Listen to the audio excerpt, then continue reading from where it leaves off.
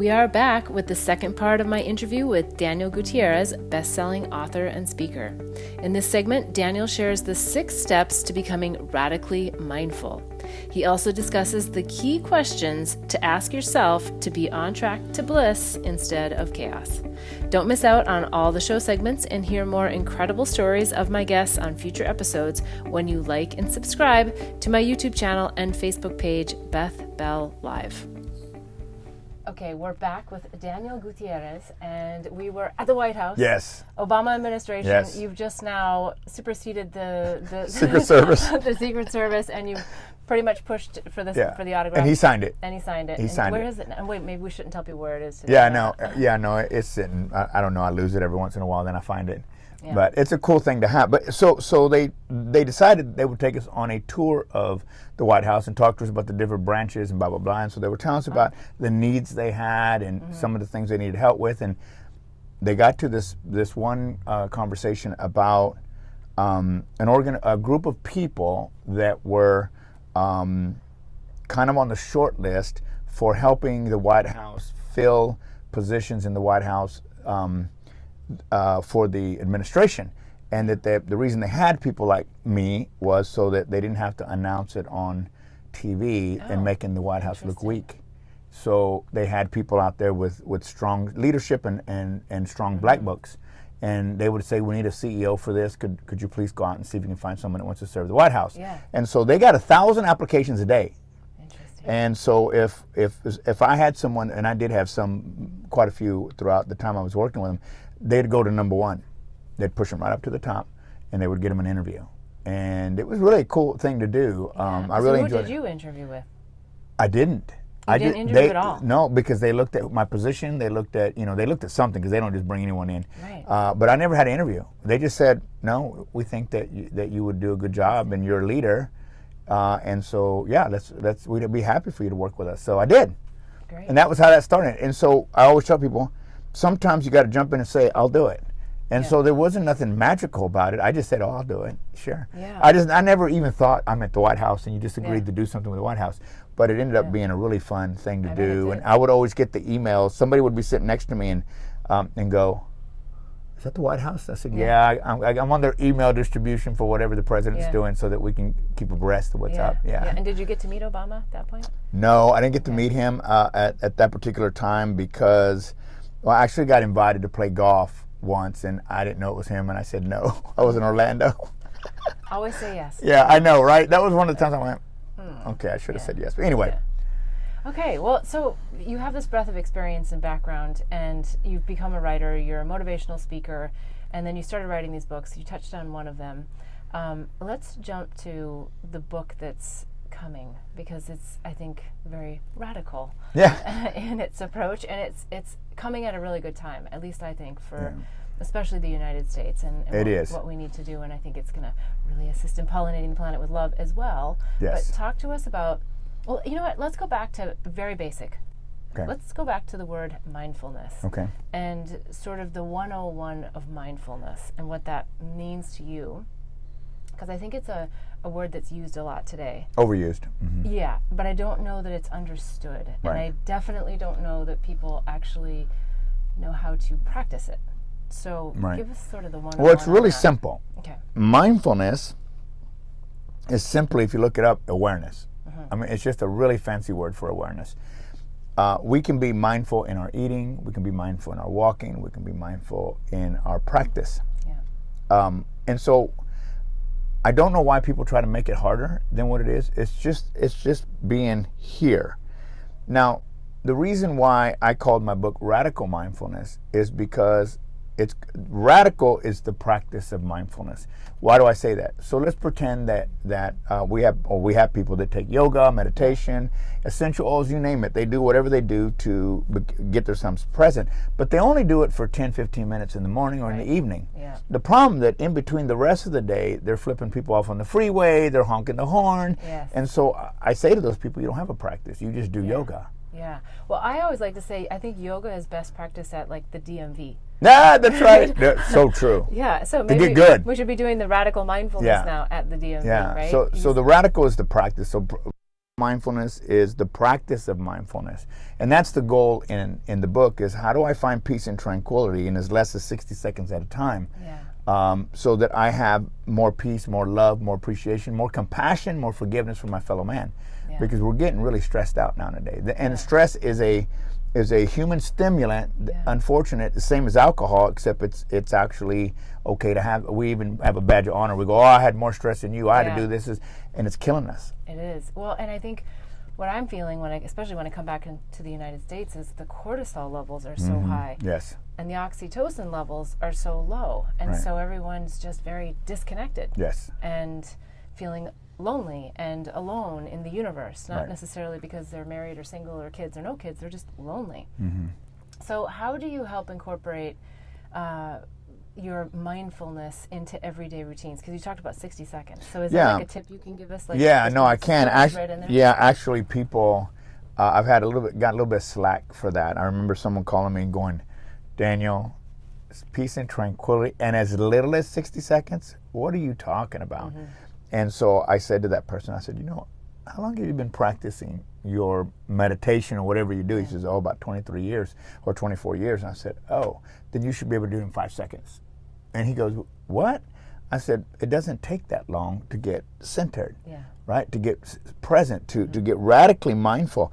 And for the 60-second people, the reason I use 60 seconds is because we can't even sit at a red light without losing our mind. It's too long. That's 3 minutes.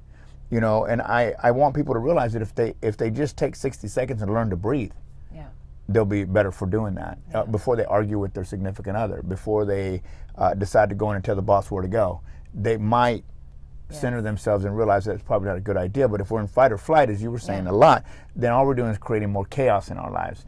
So one of the steps, in the book, I have 6 steps that I do. So the first one is one that we already talked about, and that is, in order to really become radically mindful, you got to slow yourself down. So if it's yoga, if it's breathing, if it's essential oils, I use Palo Santo, which is sacred wood, right?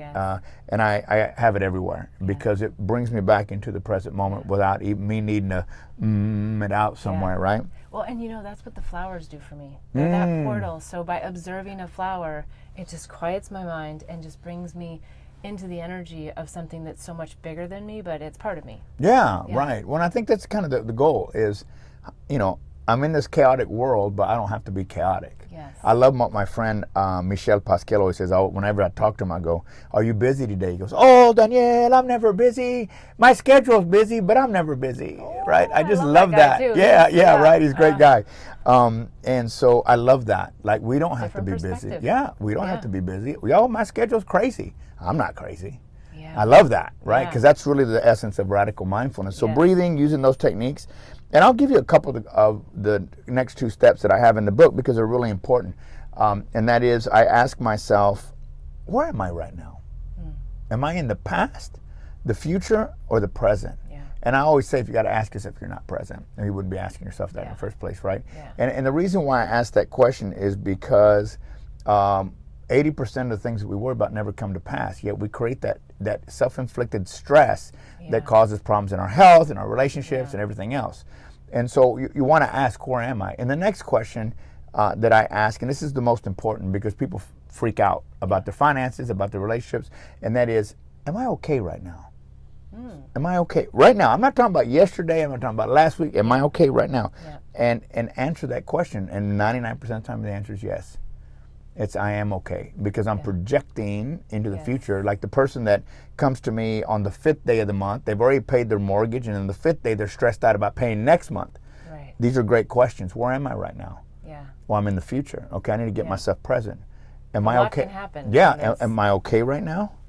Well, has your house been repoed? No, I paid the mortgage. Okay, well then you're okay. Then you start to take those other steps that I have listed in the book to really get yourself creating in your life. And we talked about earlier that stuff happens, the ocean is not the ocean without waves, and our lives are not lives without problems.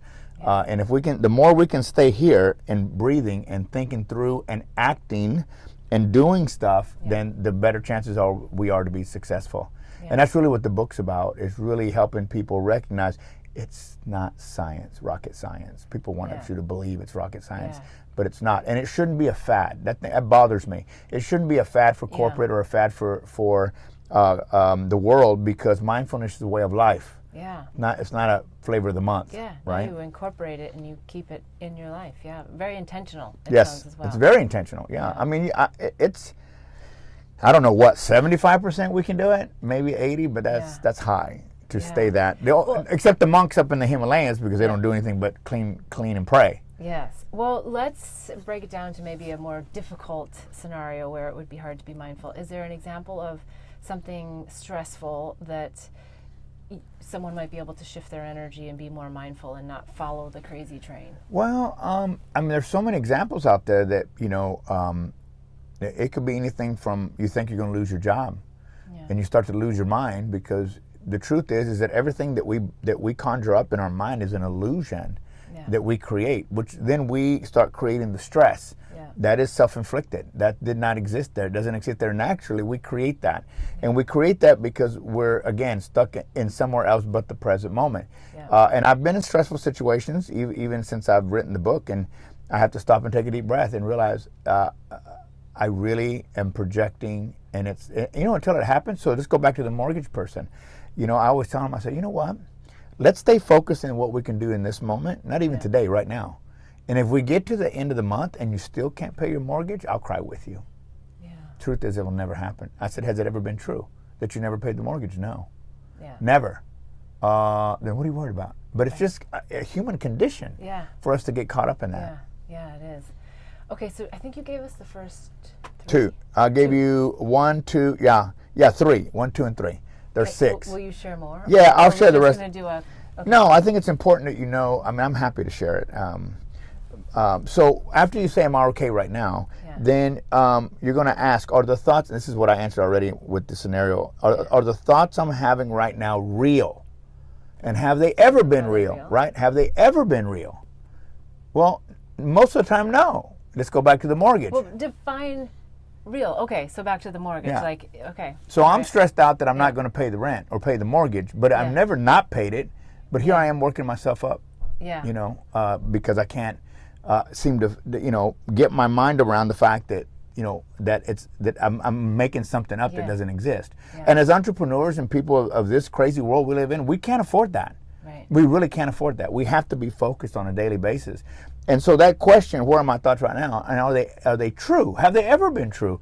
Most of the time it's not, because you get to realize that if you're present, then whatever you're conjuring up in the past or the present doesn't exist. And then the next question I would ask myself, and again, this happens in 60 seconds. Once you get these down, you're asking yourself these quickly. Let me ask you one thing about the question, is this true or is this real? Mm-hmm. I like to think of discarding those that aren't, but is there a process to just try to not have that same thought come back in? That's part of the radical part, is that if we're staying ourselves present, those thoughts aren't there. However, we have 80,000 thoughts a day go through our mind. Isn't that crazy? 80. And some say higher. Isn't like 90% of them the same thoughts? Yeah, it is. Habitual thoughts. It's like, I can't wait till AI can tell us exactly what our subconscious our conscious thoughts are, and we get this little printout and we say, oh my God, I was thinking about that. I know, right? I mean, I've often said, being downtown Los Angeles and looking at the person that's obviously strung out and talking to themselves, and we're looking at them going, boy, they're crazy. Who's crazier, me? Because they can't hear me, or him? We're just hearing him out loud. That doesn't mean we're not having those same crazy thoughts over and over. So it's important that we ask that question: are these thoughts real? Have they ever been real? I think it's really important. And then the other thing is, what I'm doing right now getting me closer or further from my desired outcome? What's my desired outcome? Where am I trying to get to? Am I trying to keep my job? Am I trying to keep the girl? Is what I'm doing right now going to help me achieve my goals? And if it's not, then you got to shift that. And the only place you can do that in the present moment. And then the last one. That takes some honesty with oneself. Well, I think a lot of times we're lying to ourselves about things. Of course we are, because we want to be right. We're justifying. I always say we're building a case. And we're always going to win that case, right? We're building a case to be right. And we have to let go of that. We have to let go of that if we want this peace and tranquility. And then the last thing is act. You want to act. You want to do something to break the energy you're currently in. You want to do something, call that client that you haven't called. We make up so much stuff even about our own clients, right? Yeah. Well, I remember working with this one gal. She was making $50,000 a month. Young girl, in her probably late 20s. She was mortgage person, extremely overweight. And I was working with her, and she says, well, I'm really upset because I'm not making any money, blah, blah, blah. And I looked down on the file that was on her desk, and I said, well, what's this? And I flip it open. I said, wow, $15,000 commission? Well, why haven't you called this person?